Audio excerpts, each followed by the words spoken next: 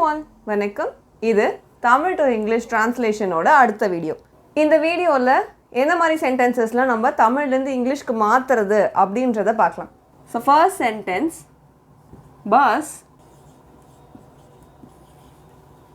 எப்போது வரும். So bus எப்போ வரும் அப்படின்ற மாதிரி ஒரு கொஷின் நம்ம அடிக்கடி கேட்டு பார்த்துருப்போம், நம்மளும் கூட கேட்டிருப்போம். ஸோ இதை எப்படி இங்கிலீஷில் கேட்குறது அப்படின்றது தான் இந்த வீடியோவில் பார்க்க போகிறோம். ஸோ இந்த வீடியோவோட ஃபர்ஸ்ட் கொஷின், பஸ் எப்போது வரும், அதாவது பஸ் எப்போ வரும். ஸோ எப்போ அப்படின்னா வென். ஸோ இது என்ன சொல்கிறாங்கன்னா, எப்போ வரும் அப்படின்றது ஃப்யூச்சரில் தான் வரப்போகுது. ஸோ இப்போ ஆல்ரெடி வந்துருச்சு அப்படின்னா நம்ம அதை கேட்க மாட்டோம், எப்போ வரும்னு கேட்க மாட்டோம். பாஸ்டில் நடந்தது எப்போ வரும் அப்படின்னு நம்ம கேட்க மாட்டோம். ஸோ இது ஒரு ஃப்யூச்சரில் நடக்க போகிற ஒரு ஆக்ஷனை கேட்கறதுனால ஃப்யூச்சருக்கு எப்போவுமே நம்ம என்ன யூஸ் பண்ணுவோம், வில் அப்படின்ற ஒரு வேர்டு யூஸ் பண்ணுவோம். So when will the bus, வரும் அப்படின்றது அரைவ். ஸோ எப்போ வரும் அப்படின்னு கேட்குறது, வரதை நம்ம என்ன சொல்லுவோம், அரைவ் அப்படின்னு ஒன்று சொல்லுவோம். ஸோ பஸ் எப்போ வரும் அப்படின்ற ஒரு question, when will the bus arrive அப்படின்னு கேட்கணும். ஸோ எப்போ அப்படின்னா வென், ஃப்யூச்சரில் வரப்போகிற பஸ்ஸை தான் அவங்க கேட்குறாங்க. ஸோ வில் அப்படின்ற ஒன்று யூஸ் பண்ணோம். தி பஸ், வரும் அப்படின்றதுக்கு அரைவ். ஸோ பஸ் எப்போ வரும் அப்படின்னு கேட்குறதுக்கு when will the bus arrive அப்படின்னு கேட்கணும். அடுத்தது இது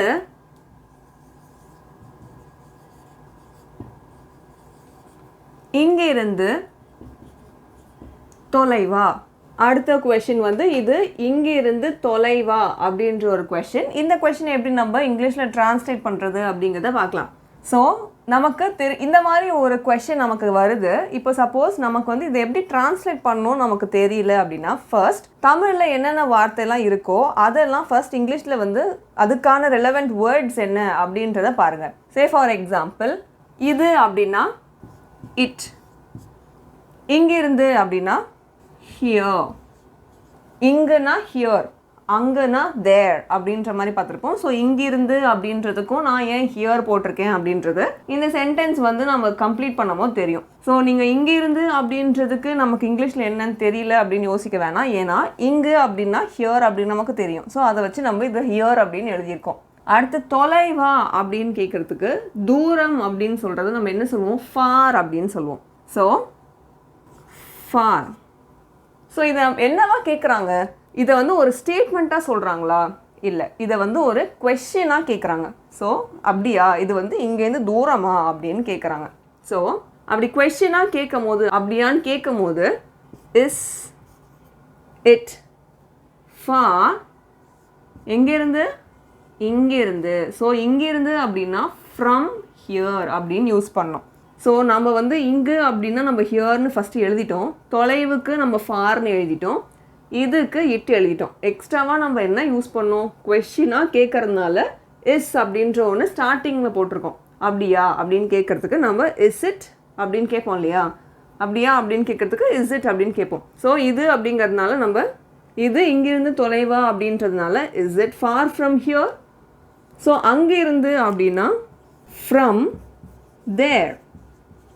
ஓகே, கொஷினாக கேட்டாங்கன்னா கொஷின் மார்க் போடுங்க, ஒரு ஸ்டேட்மெண்ட்டாக சொன்னாங்கன்னா கடைசியில் ஃபுல் ஸ்டாப் வைக்கணும். ஸோ இங்கிருந்து அங்கிருந்து அப்படின்னா from here, from there. So from அப்படின்ற ஒரு வேர்ட் நம்ம யூஸ் பண்ணணும். ஸோ இது இங்கிருந்து தொலைவா அப்படின்ற ஒரு கொஷினை எப்படி நம்ம கேட்கணும்னா, is it for from here அப்படின்னு கேட்கணும். அடுத்தது, நான் அங்கே எப்படி செல்வது.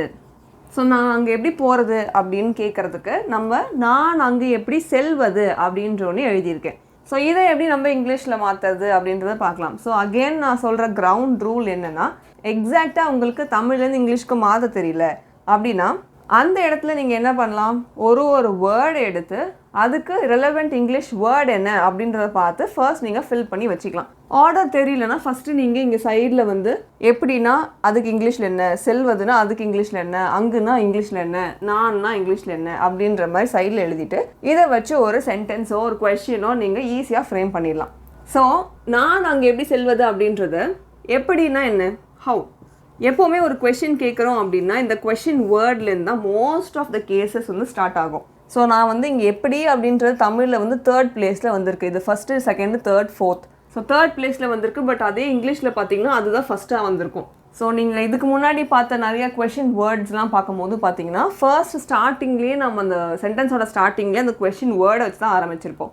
இப்போ நம்ம வந்து இந்த எப்படி அப்படின்றது இங்கே ப்ளேஸ் பண்ணியாச்சு. அப்போ ரிமைனிங் இருக்கிறத நீங்கள் வந்து அதுக்கு தகுந்த மாதிரி நீங்கள் ப்ளேஸ் பண்ணிக்கலாம். ஸோ நான் அங்கே எப்படி செல்வது, எப்படி அப்படின்றத ஹவு, எப்படி என்னால் அங்கே போக முடியும் அப்படின்னா போகிறதுக்கான பாசிபிலிட்டிஸ் பற்றி நம்ம பேசுகிறோம். ஸோ பாசிபிலிட்டிஸ் பற்றி பேசும்போது ஹவு கேன், நான்னா யார், ஹவு கேன் ஐ, செல்வது போகிறது அப்படின்னா கோ, ஹவு கேன் ஐ கோ தேர், அங்குனா தேர், போன இதில் இங்குனா ஹியர்னு பார்த்தோம், இப்போது அங்குனா தேர். ஸோ அங்கே நான் எப்படி போகிறது அப்படின்னா ஹவு கேன் ஐ கோ தேர் அப்படின்ற மாதிரி கேட்கலாம். ஸோ எப்படி செல்வது, ஹவு கேன் ஐ கோ, எங்கே போகிறது, அங்கே போகிறதுக்கு, ஸோ தேர்.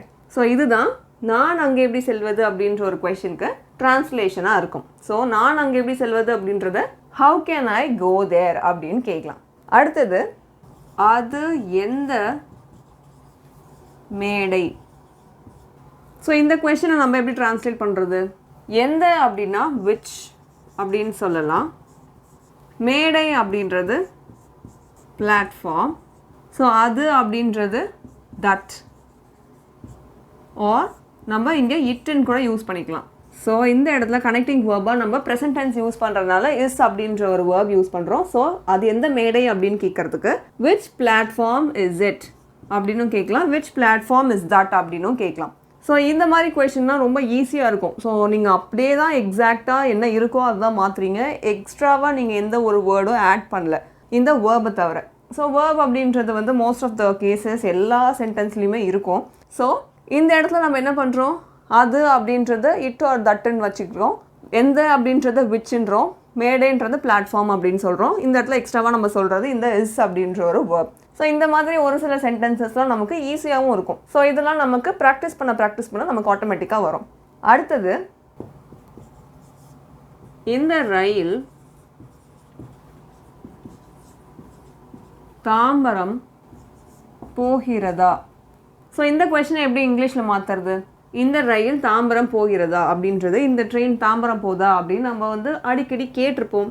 ஸோ இந்த கொஷனை எப்படி இங்கிலீஷில் ஃபுல்லாக கேட்குறது, ஸோ இதை எப்படி ஃபுல்லாக இங்கிலீஷில் கேட்குறதுனா, ஸோ போதா அப்படின்றது கொஷினாக நம்ம கேட்குறோம். ஸோ ப்ரெசன்ட் டென்ஸில் தான் கேட்குறோம். ஸோ இஸ், இந்த அப்படின்றனால திஸ், இந்த ரயில்ன்றனால இஸ் திஸ் ட்ரெயின், போகிறதா அப்படின்றத கோயிங் டு, எங்கே போதா, தாம்பரம்,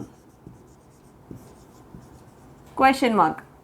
ஸோ இந்த ரயில் தாம்பரம் போகிறதா அப்படின்ற கொஷினை is this train going to Tambaram அப்படின்ற மாதிரி கேட்கணும். ஸோ இது வந்து தாம்பரம் மட்டும் கிடையாது, நீங்கள் எந்த பிளேஸ்க்கு போகணும், இந்த ட்ரெயின் வந்து இங்கே போகுமா அப்படின்னு கேட்குறதுக்கு அந்த பிளேஸை வந்து நீங்கள் இங்கே ரீப்ளேஸ் பண்ணிக்கலாம். ஸோ இந்த வீடியோவில் நம்ம பார்க்கும்போது கொஷின் வேர்ட்ஸ் வச்சு ஆரம்பித்தோம். ஸோ ஒரு சில கொஷின் வேர்ட்ஸ் வந்து வாட், ஹவு, வென் இந்த மாதிரி வந்து டைரெக்டாக இருந்துச்சு. ஒரு சில கொஷின் வேர்ட்ஸ் வந்து நம்மளா இஸ் அப்படின்ற மாதிரி போட்டுக்கிட்டோம். ஸோ இந்த மாதிரி வந்து நிறையா கொஷின் வேர்ட்ஸ் வந்து ஆரம்பிக்கும். ஸோ இஸ் அப்படின்றது வந்து நம்ம மோஸ்ட்டாக வேர்பில் தான் பார்த்துருப்போம். இங்கே வந்து எப்படி அது வந்து கொஷின் வேர்டாக வருது அப்படின்ற ஒரு கன்ஃபியூஷன்லாம் இருக்கும். ஸோ இதை வந்து உங்களுக்கு கிளாரிஃபை ஆகணும், எப்படி வந்து கொஷின் வேர்டை வந்து நம்ம ஃப்ரேம் பண்ணுறது, கண்டுபிடிக்கிறது ஒரு சென்டென்ஸ்லேருந்து அப்படின்னு நீங்கள் நினச்சிங்கன்னா கொஷின் வேர்ட்ஸ் பார்ட் 2 அப்படின்னு சொல்லி காமெண்ட் பண்ணுங்கள். ஏன்னா கொஷின் வேர்ட்ஸ் பார்ட் 1 நம்ம ஆல்ரெடி பார்ட் 1 வீடியோவில் பார்த்துருப்போம். ஸோ இந்த வீடியோவில் நம்ம எக்ஸ்ட்ராவாக நம்ம என்ன பார்க்கலாம் அப்படின்னா இந்த வாட், வென், ஹவு, வேர் இந்த மாதிரி இல்லாமல் வேர், இஸ், வாஸ் இந்த மாதிரிலாம் எப்படி கொஷின் வேர்ட்ஸாக ஃப்ரேம் பண்ணி அதை வந்து எப்படி கொஷினாக கேட்குறது அப்படின்றத அந்த பார்ட் 2 வீடியோவில் பார்க்கலாம். ஸோ இந்த வீடியோவில் நம்ம 5 டிஃப்ரெண்ட் கொஷின்ஸ் பார்த்துருப்போம். ஸோ ஒரு கொஷினும் ஒரு மாதிரி இருந்திருக்கும். ஒரு சில கொஷின்ஸ் ஈஸியாக இருந்திருக்கும், டைரெக்டாக இருந்திருக்கும். ஒரு சில கொஷின்ஸ் இந்த மாதிரி கொஞ்சம் நம்ம எக்ஸ்ட்ராவாக அடிஷ்னலாக நம்மளா கொஞ்சம் ஃப்ரேம் பண்ணுற மாதிரி இருந்திருக்கும். ஸோ நெக்ஸ்ட் வீடியோவில் நெக்ஸ்ட் என்ன டாபிக் அப்படின்றத பார்க்கலாம். ஸோ சொன்ன மாதிரி உங்களுக்கு கொஷின் வேர்ட்ஸோட பார்ட் 2 வீடியோ வேணும் அப்படின்னு நினச்சிங்கன்னா கொஷின் வேர்ட்ஸ் பார்ட் 2 அப்படின்னு காமெண்ட் பண்ணுங்கள். இதுக்கு முன்னாடி காமெண்ட்டில் கேட்ட டாபிக்ஸ் எல்லாமே நாங்கள் ப்ரிப்பேர் பண்ணிகிட்ருக்கோம். ஸோ அதுவுமே சீக்கிரமாக அப்லோட் பண்ணிடுவோம். அண்ட் இந்த வீடியோ உங்களுக்கு வேணும் அப்படின்னு நினச்சிங்கன்னா காமெண்ட் பண்ணுங்கள்.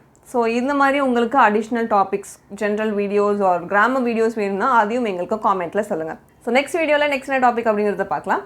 Thank you so much. நன்றி.